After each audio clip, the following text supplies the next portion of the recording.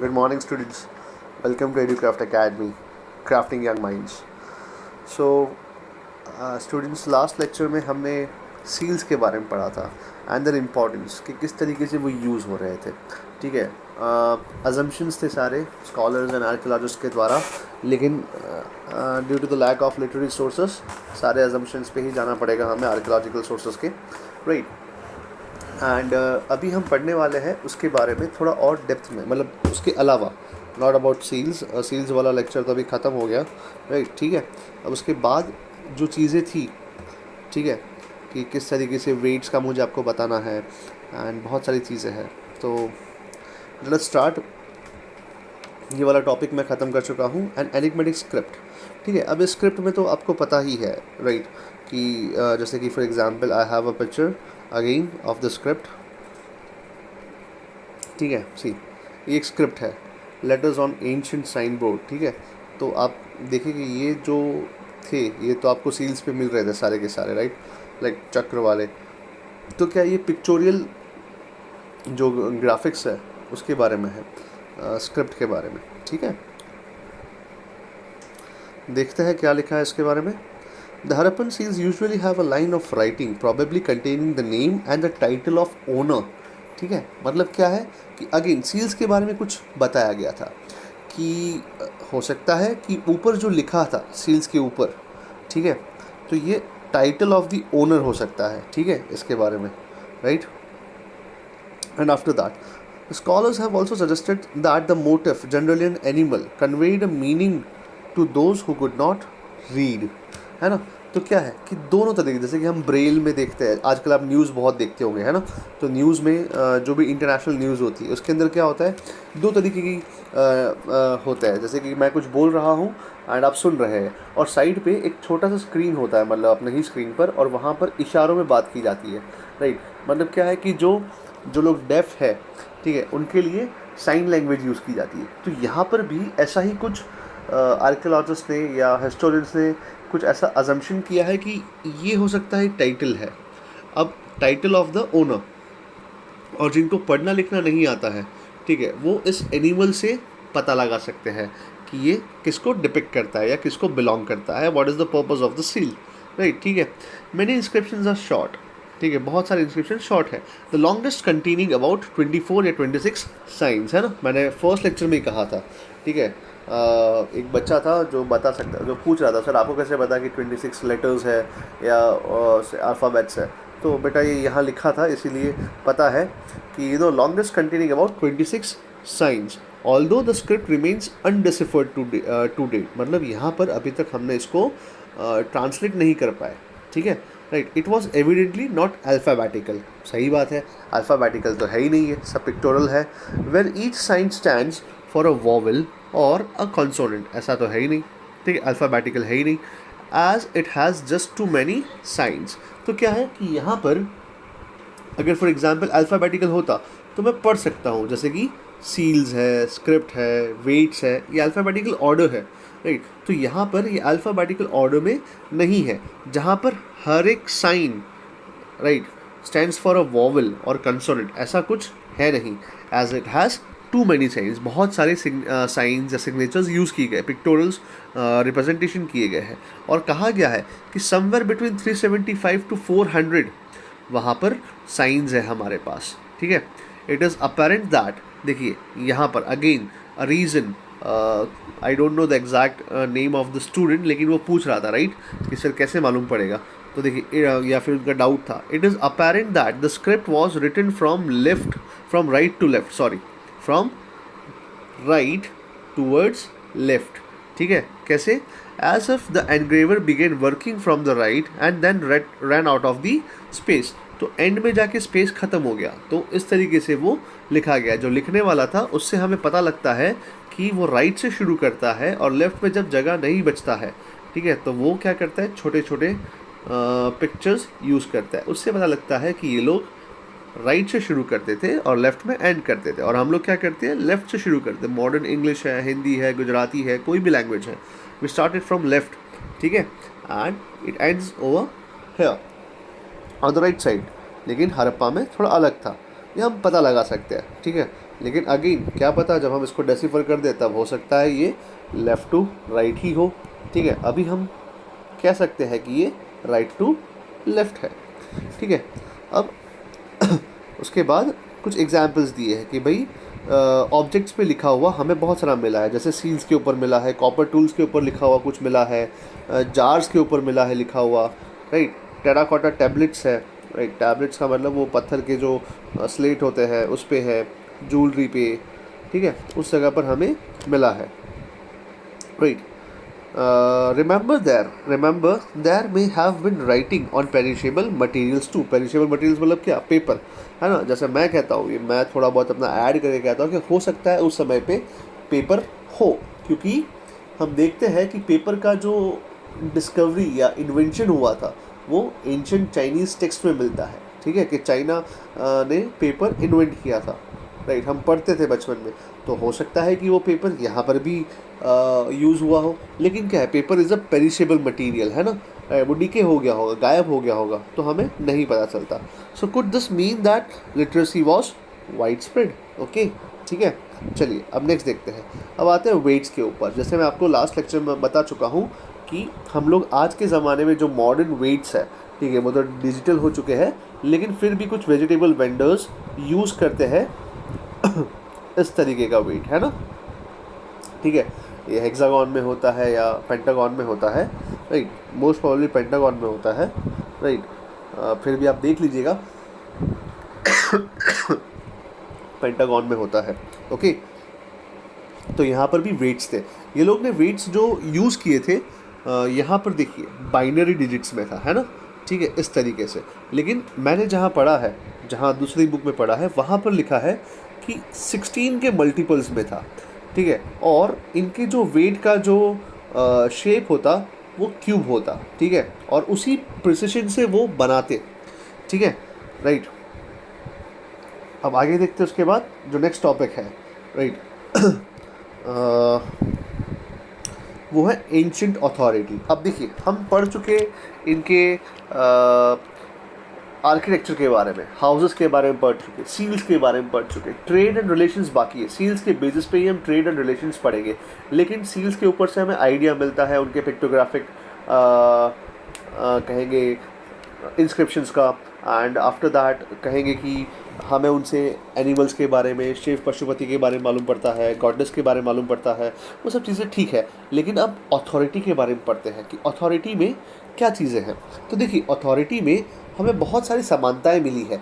For example जैसे कि exact planning क्या था, ठीक है, वेट्स सब जगह इक्वल यूज़ होते थे। फिर उसके बाद हमें ब्रिक्स के जो मिले हैं रेशियोज़ वो इक्वल शेप के हैं, मतलब क्या, कोई सेंट्रल अथॉरिटी था, ठीक है। तो यहाँ पर वही सब कुछ लिखा गया है। क्या लिखा है, there are indications of complex decisions being taken and implementation in Harappan society. Take for instance the extraordinary uniformity of Harappan artefacts as an evident in the pottery, seals, weights and bricks, ठीक है। मतलब क्या है कि कहीं ना कहीं कोई सेंट्रल अथॉरिटी था। जैसे कि फॉर एग्जांपल हमारी गवर्नमेंट है, वो क्या करती है, वो नोट्स को छापती है ना, तो सब इक्वल होती है नोट्स, फॉर एग्जांपल, राइट। तो सेंट्रल अथॉरिटी है। तो वैसे ही यहाँ पर भी क्या है, नोटेबली ब्रिक्स दो obviously not produced in a single centre. सही बात है, एक जगह पे तो प्रोड्यूस नहीं हुई होगी, ठीक है। हर एक सेंटर, मतलब जितने भी हमारे पास साइट्स है, तो कहीं ना कहीं मेजॉरिटी सेंटर्स में तो प्रोड्यूस हुई होगी। तो इन सब के बीच में कोऑर्डिनेशन कैसे होता होगा, ठीक है, तो उसके बारे में ये बताया गया है। लिखा है दो obviously not produced in any single centre, ठीक है, were of a uniform ratio throughout the region from Jammu to Gujarat, है ना, ठीक है। तो ये एक्सटेंट बताया कि भाई from north to south Gujarat तक हमें जो मिला है, ठीक है, तो वहाँ पर एक सेंट्रल अथॉरिटी था, राइट, ठीक है, तो वो इक्वल है। फिर उसके बाद we have also seen the settlements were strategically set up in specific locations for various reasons, है ना। तो लोकेशंस भी मालूम पड़ती है, जैसे वेस्ट में हमेशा सिटाडेल होगा, ठीक है, राइट, वो अपर टाउन होगा। तो ये क्या है, ये एक यूनिफॉर्मिटी बताता है हमें इन द प्लानिंग, ठीक है। एंड इसी के बेसिस पे हम बता सकते हैं कि there was a central authority, right. Besides, labor was mobilized for making bricks and for construction of massive walls and platforms. Okay, right. अब आगे देखते हैं इसके बाद।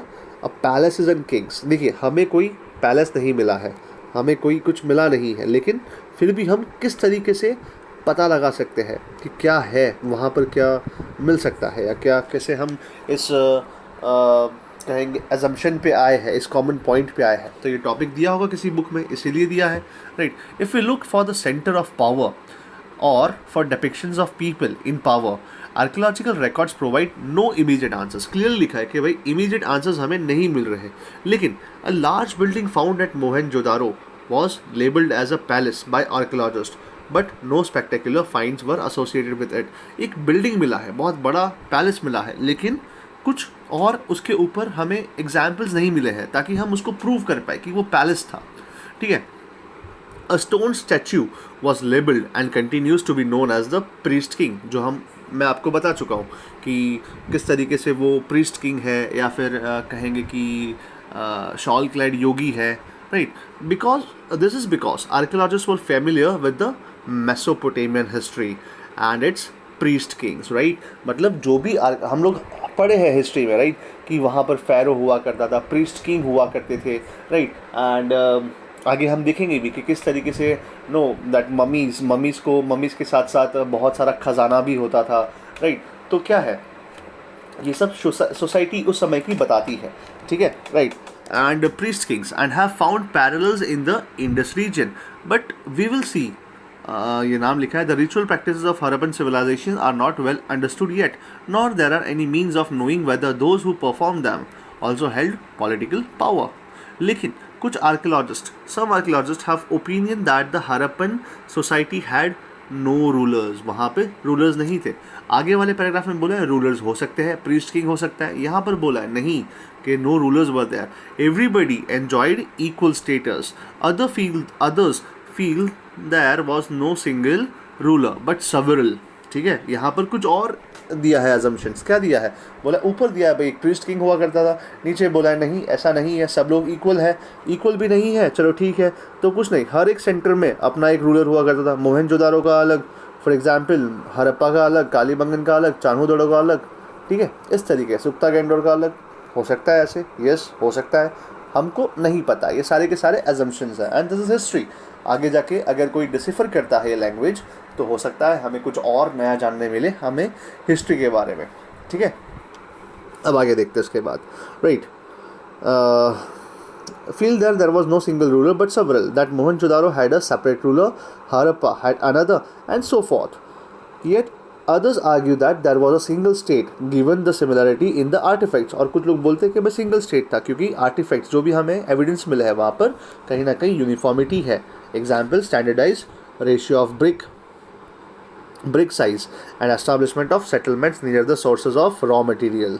As of now, the last theory seems to be more plausible, as it is unlikely that the entire communities could have collectively made and implemented such complex decisions। सही बात है कि सभी के दिमाग एक जैसे नहीं होते, तो इतनी सारी कम्युनिटी मिलकर, इतने सारे लोग मिलकर कोई कॉमन पॉइंट पे नहीं आ सकते। इसीलिए ऊपर वाली थियरी बहुत ही स्ट्रॉन्ग है कि भाई वहाँ पर एक सेंट्रल अथॉरिटी हुआ करता था, ठीक है, राइट। चलिए अब आगे देखते हैं। उसके बाद जो नेक्स्ट टॉपिक है ट्रैकिंग सोशल डिफरेंसेस। अब हम इनकी सोसाइटी के बारे में देखते हैं। अब देखते हैं सोसाइटी में, ठीक है, हम कैसे पता लगा सकते थे कि ब्राह्मण्स थे, क्षत्रियस थे, वैश्यस थे या शूद्रस थे।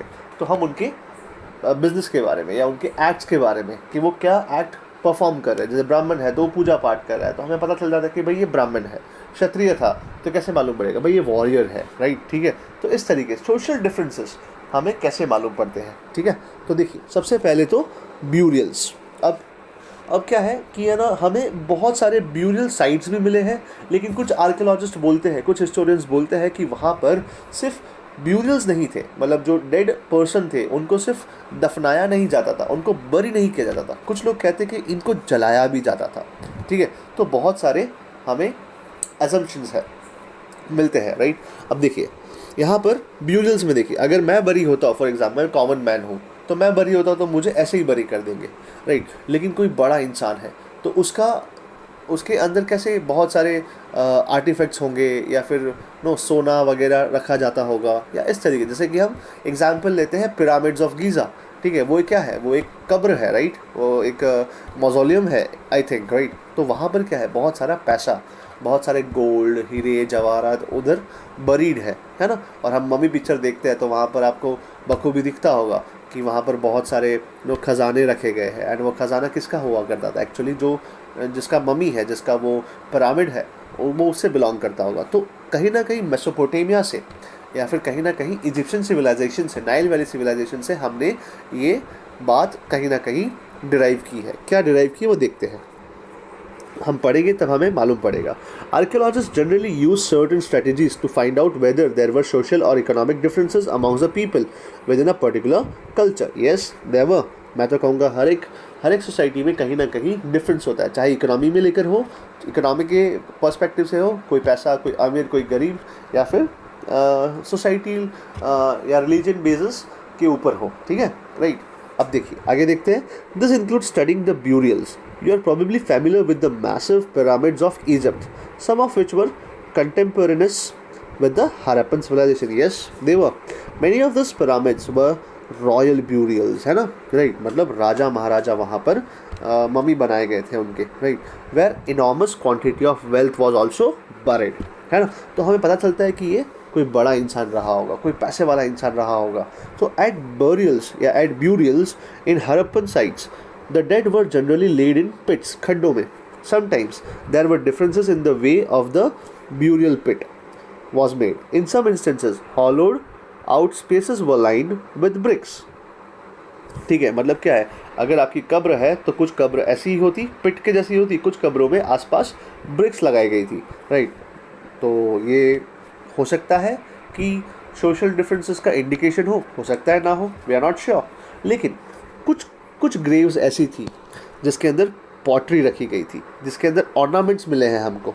मतलब क्या है, मतलब यहाँ पर कुछ ना कुछ बताया गया है सोशल डिफरेंसेस के बारे में, या फिर कुछ लोग मानते हैं कि ये चीज़ें उनको कब काम आएगी, आफ्टर लाइफ में, है ना। तो वहाँ के लोग मानते भी थे कि ये आफ्टर लाइफ में यूज़ हो सकता है, ठीक है, राइट। तो बहुत सारे इसके अजम्पशंस हैं, हम बहुत सारे पॉइंट्स पे आ सकते हैं इसको लेकर, ठीक है।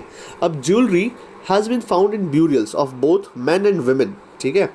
In fact, in the excavations at the cemetery in Harappa in mid-1980s, an ornament consisting of 3 shell rings, a jasper, ठीक है, a kind of semi-precious stone, bead and hundreds of micro beads was found near the skull of a male, है ना। मतलब क्या है, हमें माला मिली है, beads मिले हैं, बीड्स मतलब मोतियाँ मिली है जिसके अंदर जैस्पर है, एक प्रीशियस स्टोन है। तो in some instances, the dead were buried with copper mirrors, right? But on the whole, it appears that the Harappans did not believe in burying precious things with the dead, ठीक है, right? तो क्या है, ये कुछ हो सकता है माला पहनकर किसी को दफनाया गया हो, कोई कॉपर मिरर्स के साथ दफनाया है, तो कहीं आफ्टर लाइफ के लिए यूज़ होता होगा। वो लोग मानते होंगे कि उसको ऊपर जाएगा तो ज़रूरत पड़ेगी, इसलिए इसको दफना दो इसके साथ। कुछ लोग की अंतिम इच्छा होती होगी कि मुझे मुझे ये पॉट के साथ, ये मेरी ज़रूरत है, ये सबसे मेरा प्यारा है, इसके साथ ही मुझे बरी करना। इस तरीके से बहुत सारे रीजंस हो सकते हैं, ठीक है।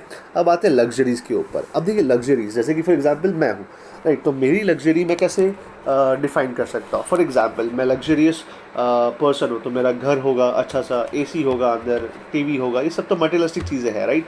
तो मटेरियलिस्टिक चीज़ें जितनी रेयर होगी, फॉर एग्जांपल मेरे पास एक आईफोन है जो पूरा 24 कैरेट गोल्ड प्लेटेड है, तो ये लग्जरियस आइटम है जो मुझे सब बाकी लोगों से अलग करती है, फॉर एग्जांपल, ठीक है, I am just giving an example. तो यहाँ पर भी क्या है कि लग्जरियस आइटम को देखकर जो रेयर हुआ करता है, जैसे कि गोल्ड फॉर एग्जांपल, ठीक है, या फिर प्लैटिनम या वाइट गोल्ड जो भी है, तो लग्जरीज आइटम, जो लग्जरी आइटम है जो बहुत रेयर है उस समय में मिलना, और वो मेरे पास है, इसका मतलब क्या है कि कहीं ना कहीं I am the privileged person, या मेरे पास बहुत पैसा है तभी जाकर मैं उसको अफोर्ड कर पा रहा हूँ, राइट, ठीक है। तो ये चीज़ें हमें यहाँ पर मिली है।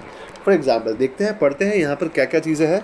Another strategy to identify social differences is to study the artefacts which archaeologist broadly classify as utilitarian and luxurious. The first category includes objects of daily use made fairly easily, out of ordinary materials such as stone और clay. सही है ना भाई। Daily जो usage है हमारे, जो रोज़मर्रा की ज़िंदगी में जब यूज़ करते हैं, ठीक है, तो उससे भी हमें पता लगता है कि क्या हम लग्जरी आइटम्स बाई करते हैं या नहीं करते हैं, ठीक है।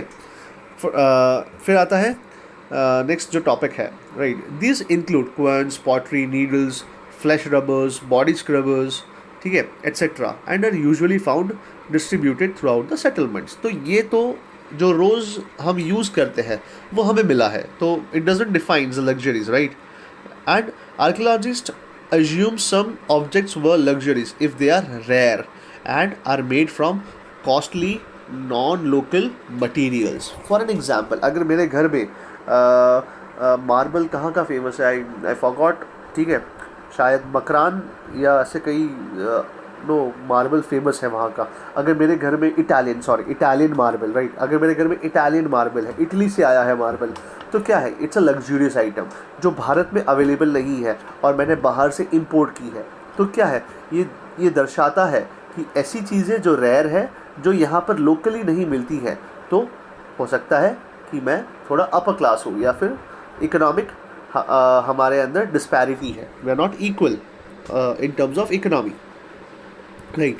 तो उस समय में गरीब अमीर भी होते होंगे, ठीक है। अब गरीब अमीर है लेकिन हमें कोई कॉइन नहीं मिला है, ठीक है, अभी तक, जो ये डिफ़ाइन करता है, राइट, कि ये कॉइन है एंड ऑल दैट, ठीक है, राइट। चलिए आगे देखते हैं उसके बाद।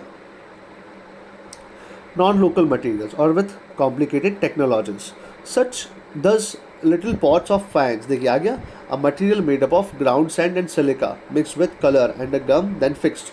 तो क्या है, इस तरीके के पॉट्स जो बहुत ही रेयर है, right, but probably considered precious because they were difficult to make, है ना, राइट। और ये प्रीशियस हमारे पास है, तो हम क्या है, हम प्रिविलेज्ड पर्सन है या हम प्रिविलेज क्लास से बिलोंग करते हैं। The situation becomes more complicated when we find what seems to be articles of daily use such as spindle wheels made up of rare materials such as fans. Do we classify this as utilitarian or luxuries?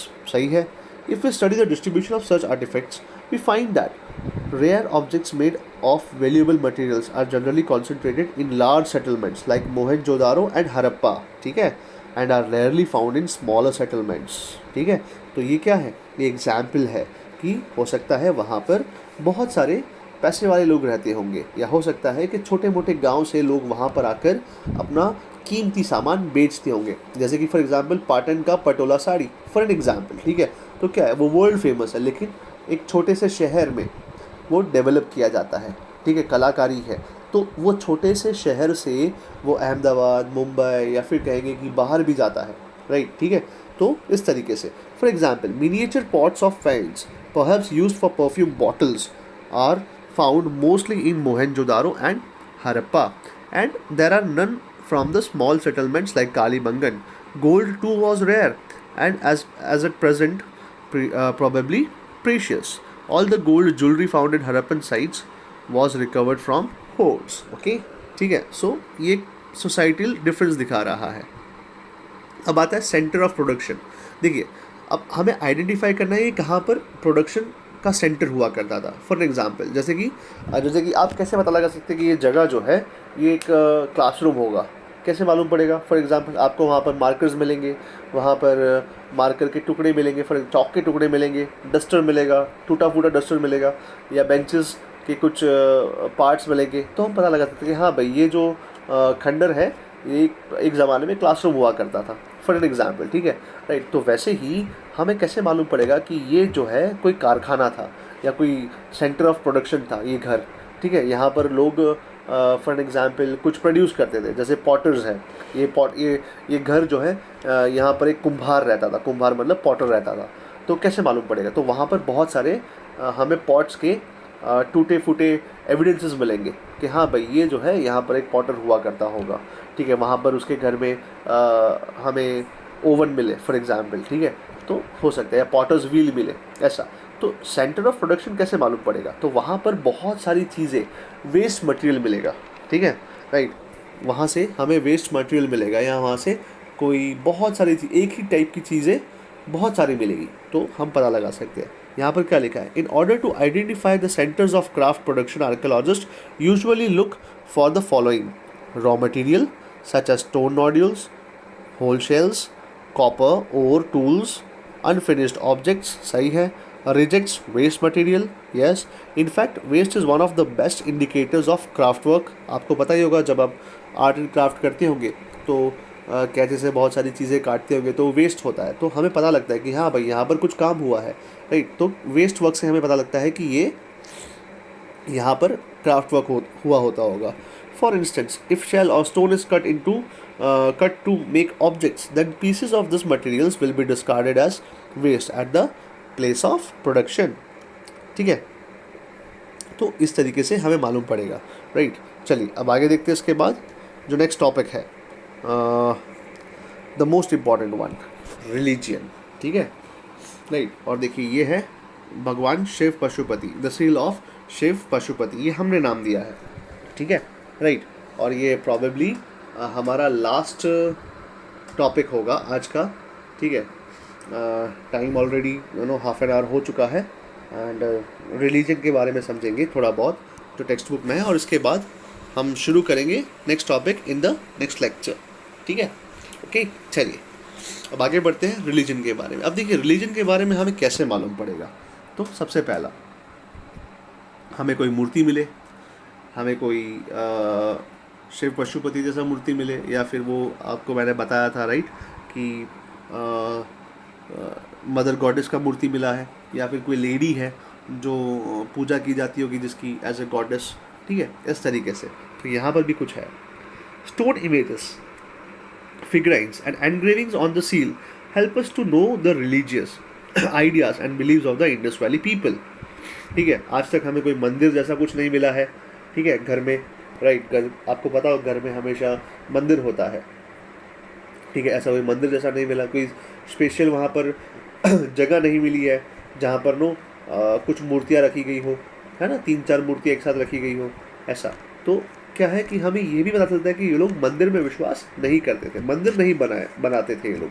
ठीक है, right, ऐसा भी हो सकता है. देखते हैं क्या लिखा है इसके बाद. The discovery of many statues and figurines of the mother goddess or Shakti shows that the worship of divine mother was very common. Her headdress is like a fan and she is wearing many ornaments, right? ठीक है, लिखा हुआ है ना, बताया था कि उनका जो हेड है कैसा है, इज लाइक द मुकुट है ना, and she is wearing many ornaments, right. ठीक है, ये ऑर्नामेंट्स है उनके. यहाँ पर देखिए बेल्ट पहना है, यहाँ पर एक कहेंगे कि एक माला है या फिर लॉकेट की तरह है, राइट. और यहाँ पर देखिए एक्स्ट्रा ऑर्डिनरीली यहाँ पर कुछ डिपिक्ट किया है, कुछ पहना है उन्होंने, I don't know what is that, लेकिन पहना है, राइट. अच्छा, मैं आपको ब्यूरियल के बारे में बताना भूल गया. सी, थोड़ा पिक्चर डिस्टर्बिंग होगा लेकिन यू हैव टू सी. देखिए ये है एक ब्यूरियल हमें मिला है, एक स्केलेटन है, और साथ ही साथ हमें ये आर्टिफैक्ट्स भी मिले हैं, सी, राइट. तो इससे पता लगता था हमें. तो एग्जाम्पल है, ये भी मैंने बुक से लिया है, आपको ये बुक शेयर करूँगा. ये बुक में this is the Harappan burial site जहाँ पर हमें मिला है. ओके, चलिए coming back to the religion. ठीक है, and divine mother was very common. Her headdress is like a fan and she is wearing many ornaments. In one particular seal, she has been showing standing in the bifurcated branches of a peepal tree, and a worshipper is shown as bringing a goat in front of the deity. ठीक है, या deity, right. मतलब क्या है कि एक seal में तो हमें ऐसा लगता है कि वो पीपल ट्री के पास खड़ी है एंड कोई उनके पास कोई जानवर लेके आ रहा है, दैट इज़ प्रोबेबली अ गोट. अब वो गोट क्यों लेके आएगा, क्यों, because to offer her as a sacrifice. ठीक है, right, perhaps for offering a sacrifice to the goddess.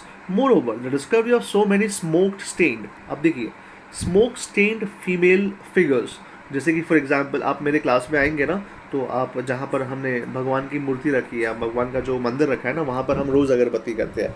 ठीक है, दीवा बत्ती करते हैं. तो आप देखेंगे मंदिर के ऊपर का जो रूफ होता है ना, जहाँ हम दीवा बत्ती करते हैं, वहाँ पर काला काला धब्बा पड़ जाता है ना.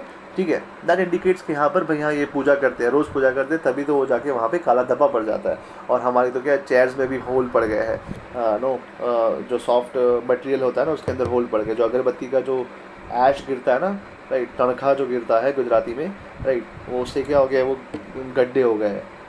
तब से हमने अगरबत्ती को बाहर ही रखना शुरू कर दिया, वरना क्या था वो कुर्सियों में गड्ढे हो जाते हैं, राइट. तो क्या है कि this indicates that we also worship right. तो यहाँ पर भी क्या है, स्मोक स्टेन फीमेल फिगर्स, मतलब ऐसी मूर्तियाँ मिली है जिसके ऊपर क्या है कि काले काले धब्बे हैं, राइट। एंड वो जताता है कि वो ऑयल लैम्प से बना है एंड ऑल दैट, ठीक है। केमिकल केमिकल वहाँ पर सारे टेस्ट किए गए होंगे और उनके बारे में पता लगा है। Moreover, the discovery of many smoke-stained female figures has led to the historians to believe that possibly oil or incense agarbatti was burned before the female deity to get her blessings. The worship of Mother Goddess reveals that these people believed that female energy is the source of all creation. सही बात है, right. तभी तो वो mother goddess को पूजा करते होंगे। Second चीज, among the male gods Shiva was the prominent. In one of the seals, this god is shown seated on a raised platform, cross-legged। ये आपको बता चुका हूँ, ठीक है, कि ये जो शिव भगवान है या शिव पशुपति का जो सील मिला है उसके बारे में यहाँ पर लिखा है। In a yogic posture with his sight fixed on the tip of his nose, he has 3 faces and the crown on the head is adorned by a त्रिशूल, ठीक है। जहाँ मैंने उसके हॉर्न्स कहे थे, ये हॉर्न्स नहीं है, ये है त्रिशूल। Sorry, I take my word backs. आपके मुझे लगा कि वो मैंने वो पिक्चर देखा था ना ऋतिक रोशन का, तो उसमें वो पहनते ऊपर हेलमेट जैसा कुछ पहनते हैं और उसमें हॉर्न्स होते हैं ना, ठीक है, राइट। लेकिन यहाँ पर कहेंगे, ये यहाँ पर आपकी बुक में लिखा है ये त्रिशूल है, इट्स नॉट अ हॉर्न। और ऐसा कोई मुकुट नहीं है कि ये हॉर्न वाला मुकुट है, ऐसा कुछ है, ठीक है, राइट। तो इस तरीके से यहाँ पर है। 3 फेसेस आई डोंट फाइंड, लेकिन हाँ आई कैन सी दिस, एक फेस यहाँ पर है, see you can see this one and this is the other face, ऐसा हो सकता है, ठीक है, राइट। तो 3 फेसेस है, पिक्चर इमेज क्लियर नहीं है, एंड दिस इज द त्रिशूल। तो हम पता लगा सकते कि भाई ये लॉर्ड ब्रह्मा है या त्रिशूल है, तो फिर भगवान शिव है, हमें नहीं पता क्या है, लेकिन हम आज के टाइम से इसको रिलेट कर सकते हैं, ओके, ठीक है, राइट। अब आगे देखते हैं उसके बाद, ये other page, this is the other page, ये वाला पेज है, ठीक है। अब आगे देखते हैं। He has 3 faces and a crown on the head is adorned by a trishul. He is surrounded by animals. The god is believed to be Shiv Pashupati. Shiv was also worshipped in the form of Ling and Yoni. They worship demigods. ठीक है, अब demigods क्या है वो देखते हैं, right? No temples have been discovered among the ruins. देखिए हमें temples नहीं मिले हैं, right? Of Indus Valley. So it is evident that they did not worship their gods in temples. ठीक है, they worshipped animals like bull, buffalo, tiger, rhinoceros, crocodile, snake, etc. ठीक है। अब देखिए आगे उसके बाद लिखा है, इट इज़ डिफ़िकल्ट टू से। अब ये आप लोग पढ़ लीजिएगा क्या है, ठीक है, उनके बारे में है, वो जो हिस्टोरियन है या एक्सकेवेटर है, आर्कियोलॉजिस्ट है, उनके बारे में, ठीक है। अब देखिए, it is difficult to say whether this animals are worshipped as deities or spirits of deities or vehicles of gods, है ना, एंड गॉडेसेस, राइट। अगर मैं टाइगर को जैसे वो बजरंगी भाईजान है, वो पिक्चर देखा होगा, तो जहाँ पर वो मंकी देखता है तो क्या बोलता है, जय श्री राम, जय श्री राम। तो इस तरीके से तो यहाँ पर भी क्या है कि हो सकता है कि ये लोग एनिमल्स को भी वर्शिप करते हो, ठीक है, क्योंकि वो कहीं ना कहीं स्पिरिट्स ऑफ गॉड्स है, या उनमें भगवान बसते होंगे, या उनमें उनको भगवान दिखते होंगे, या फिर वो व्हीकल होंगे, right. They also worshipped the peepal tree. It was regarded as the abode of gods. The dove was considered as a sacred bird. ठीक है, they were afraid of demons, है ना, इसीलिए देखो वो लोग भी भूत प्रेत में विश्वास करते थे, ऐसा बोला गया है। इसलिए वहाँ पर क्या है, वहाँ पर so they had faith in charms and amulets. तावीज़ एंड नो, चार्म्स का मतलब दिस विद्या एंड ऑल दैट, ठीक है, तो उसमें वो लोग का ज़्यादा विश्वास भी था उसके अंदर। अब देखिए यहाँ पर लिखा है, लिखा देखिए मैंने बता दिया था, both cremation and burial of the dead bodies were prevalent. Cremation का मतलब क्या होता है, उसको जलाना, एंड ब्यूरियल का मतलब दफनाना। The graves contain household pottery, अभी बता चुका हूँ मैं आपको, फोटोज का, ornaments, mirrors et cetera. It seems that they believed in the life after death, ठीक है। एंड इसके बाद from the about description we can conclude that modern Hinduism possesses many of these features and owes a great deal to the religion of the Indus people. There is no doubt, ठीक है, about it, and there is an organic relationship between the ancient culture of the Indus Valley and the Hinduism of today. ठीक है, कह सकते हैं ऐसा? Yes, कह सकते हैं. ठीक है, क्योंकि उस समय पे कोई रिलीजन नहीं था, फॉर एग्जाम्पल, राइट. क्योंकि इसके बाद वैदिक पीरियड शुरू होता है. हड़प्पन सिविलाइजेशन के बाद ही तो वैदिक पीरियड शुरू होता है. तो उस समय पर हम नहीं कह सकते कि they were the predecessors of this modern Hinduism और नॉट. लेकिन बहुत सारे हिस्टोरियंस मानते हैं कि भाई हाँ, ये लोग कहीं ना कहीं हिंदुइज्म के से इन्फ्लुएंस थे या हिंदुइज्म के प्रेडेसेसर्स थे. ठीक है, इस तरीके से, राइट. अब यहाँ पर मैं आज का लेक्चर एंड करता हूँ. ठीक है, इसके बाद मुझे दूसरी बुक्स में से मुझे पढ़ाना है. रिलीजियस प्रैक्टिसेस के बारे में पढ़ाना है, मेल डीटी कौन थे वो पढ़ाना है. ठीक है, राइट. तो ये चीज़ें हम देखेंगे. रिपीटेड ही है, राइट. ठीक है, लेकिन क्या है कि अभी आप लोग थोड़े बोर हो गए होंगे एंड बहुत ज़्यादा हिस्ट्री होगा. कुछ नहीं, नेक्स्ट लेक्चर में मैं आपको फिर से समझाऊंगा. सॉरी, ये सब चीज़ें हम रिपीट करेंगे. ठीक है, कि हड़प्पन स्क्रिप्ट क्या है एंड उसके बाद स्क्रिप्ट के बारे में, एंड लास्ट में हम कंक्लूड कर देंगे. तो next lecture I hope will be the last lecture of our Harappan civilisation. So यहाँ से मैं आपको कुछ एडवाइस देना चाहूँगा कि प्लीज़